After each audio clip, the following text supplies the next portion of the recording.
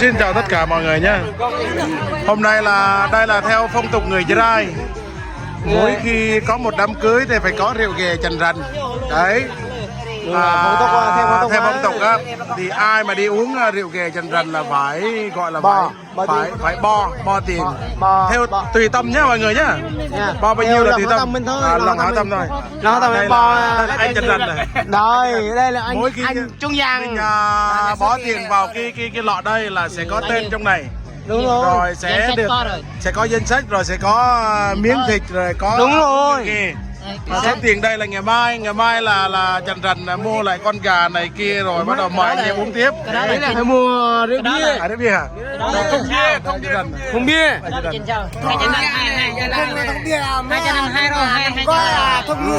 Đây là giờ lang này. Hai chành rành. Giờ lang này.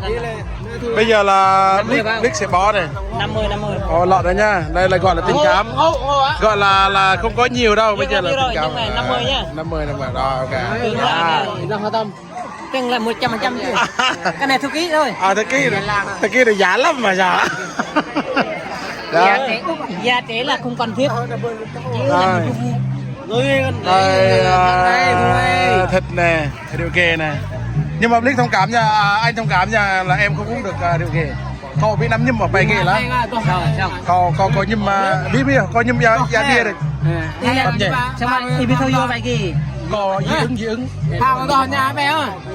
Như bi thôi bơ gỡ. Ngoài ấy thôi cho bay, ta sẽ bay chơi. Đoạn này không à? Bắt đầu. Gì trong bên này, chẳng nó. Đoạn nào à? Đầu tiên bên này. Ấy ta trực tiếp thôi à? Đó. Nhưng mà trong micro chứ bắt đầu. Đoạn này hơn à? Đoạn này hơn à?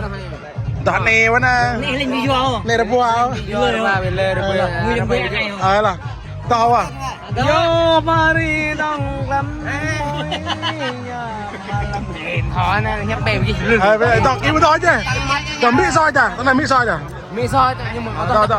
Wow, tao này lên. Đó chắc là tôi mà. Nó. Quay.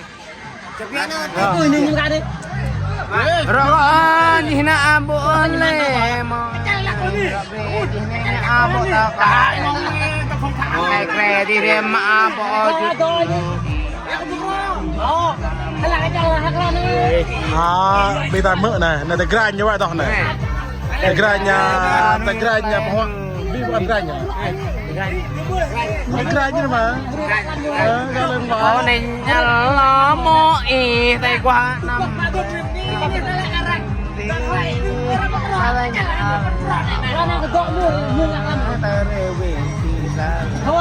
Nè như tao tiền.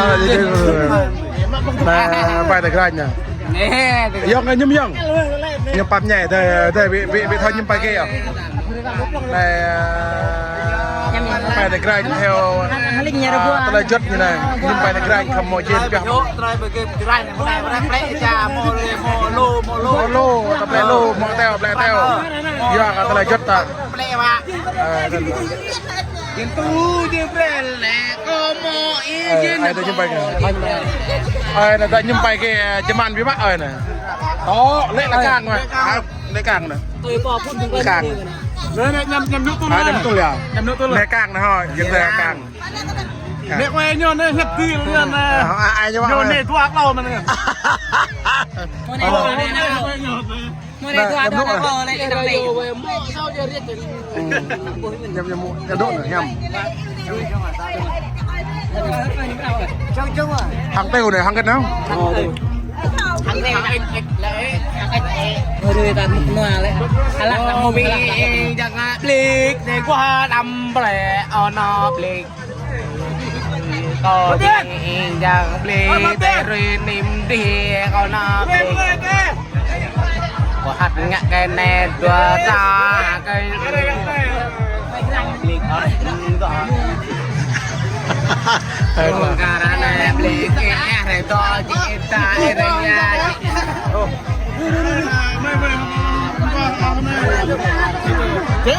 đây lại có một là cho anh nhá. Giờ có một vị khách phải uống rượu chành rành. Uống rượu chành rành là phải bỏ tiền cái này nha nha. phải bỏ tiền đấy. tại vì luôn Đấy. Cái đó không kia rồi.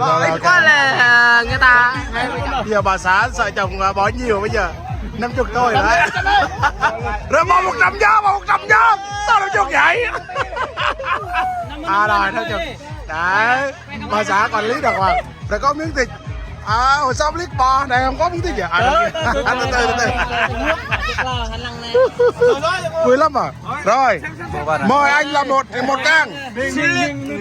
Rồi đây nha. Hồi nãy là Blick ủng hộ 50 là phải có miếng thịt này. Đúng rồi. Hả? Phạm con luôn. Cô tôi không là mua bí. Hả? Cô tôi bé con là mua bí. Mò. Con ca, con sắp cắt. Ê, mơ. Lại thư. Mơ lại thư. Anh đang lên TikTok mà. Nhưng mà như thế Bây giờ nổi tiếng luôn. dạ, rồi bây giờ anh đây đang làm điệu kè theo phong tục của người dưới đây. Để hẹp trại, hẹp dỗ già thôi. Đọc hai đại hạt đất canh. Dạ đất canh. Hát một nửa anh em tàu ta hát giờ đi. Một can nữa. Rồi bảo đảm là anh sẽ có một người khỏe, 2 người vui nha. Dạ. Đó, anh xin phép nha anh, em uống bia thôi, em không có được rượu kè. Em xin phép cùng với anh, cùng ly với anh đấy, cùng ly. Người Gia Lai mà không muốn điều kiện. Không em bị dị ứng á, em muốn cái này em dị ứng ghê lắm. Em bị gút đi. Trời ơi. Nhưng chim là cũng bây giờ đi luôn một xưa đi. Nhưng mà có rạ đấy, em là dạng em là làm thêm một cái này, một cái này bằng này. Là Hay là tôi em tặng tôi có này hả nào? Anh MC này là ngày xưa là ai cũng coi ở trong gì vậy? YouTube à? đi mà chưa có mặt bây giờ mới thấy. Giờ mặt sau quá, già quá đúng không? Không đâu Thôi bắt tay, cảm ơn chị nha. Anh này nổi tiếng là Nổi tiếng nhất đúng xác. Giờ sao hát ngay? Hả? Giờ hát ngay sao? Tôi hỏi Concert nào? lên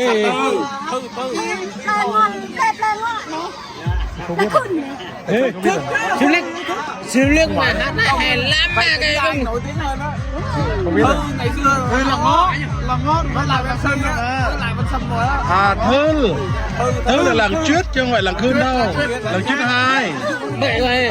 Lần trước 2. Lần trước anh làm trước mà. Nói chung anh Thơ lắm. Biết cha Thơ là biết. Sau đây anh em mình Đóng điều kìa. chiếc trong Đây là bạn hát tay kia đi, có quay Không, quay đây thôi, quay. chặt ra cho hàng hát tay được ạ.